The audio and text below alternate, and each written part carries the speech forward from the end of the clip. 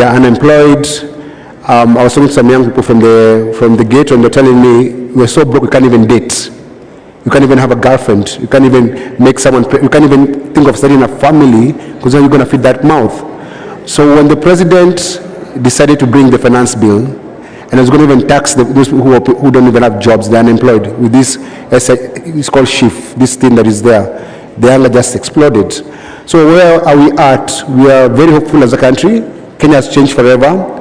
Let no one lie to it, hasn't changed. That's where we are at. Kenya landscape has changed, and people have reclaimed back their sovereign power. We're in charge right now. And it's like we're trying to push out a baby. It's a very critical stage, because if you make a mistake, the baby might die, and kill the baby, and the mother or one of them survives. So you must midwife this process very, very carefully, that is not carjacked. The last few days, you've seen the old fossils, these very old politicians, trying to steal the struggle from the people. They're trying to own that space. And there's a possibility the next 2 days, Saturday is a Harambee Day and Burials Day, so tomorrow they're going to be all over with one agenda to center Raila Odinga in this conversation, and we refuse. That's a very good point, and I would go back to it. Let's hear from Cyprian. From your own perspective, what has the journey been for you in terms of the activism we've seen in Kenya? Well, the journey has been real.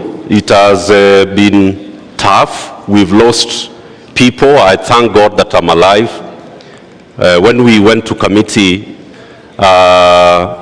we saw the cells where a lot of our comrades in the 1980s died, in prisons including Naivasha, Kamiti, Shimo La Tewa, and all those jails and prisons.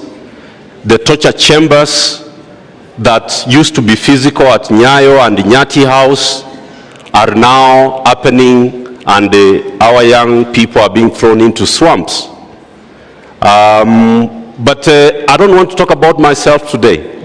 I want to answer only one question that you've asked. What is different between the struggles that we have been in and this one?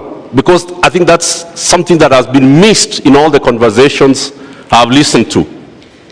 And my answer is this.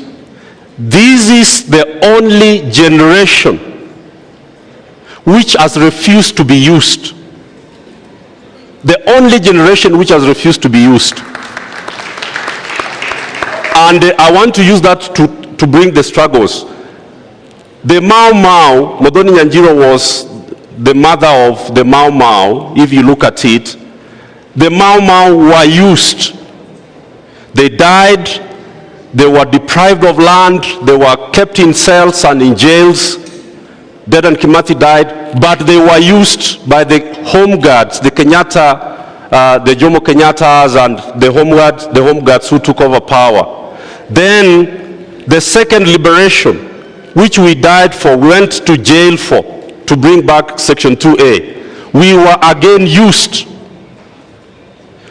The people who took over power were not the people who were in the fight. Then comes the Kenya Constitution 2010, which the likes of Osieno and myself and all of us in Jokia invested our lives in.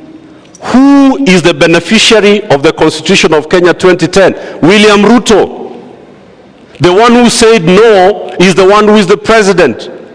Uhuru Kenyatta, who was against the Constitution, and Rigathi Gachagua are the people who are the beneficiaries of the Constitution. Again, we were used. This is the only generation since Kenya was established as a colony. Kenya became independent. We only have one generation which has refused to say, which has said, you are not going to use us.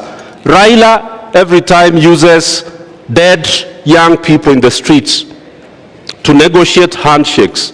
2007, the numbers who died 1,000, by the way, the number was more than 7,600, but we used the number that the government gave us. Then we went into handshake.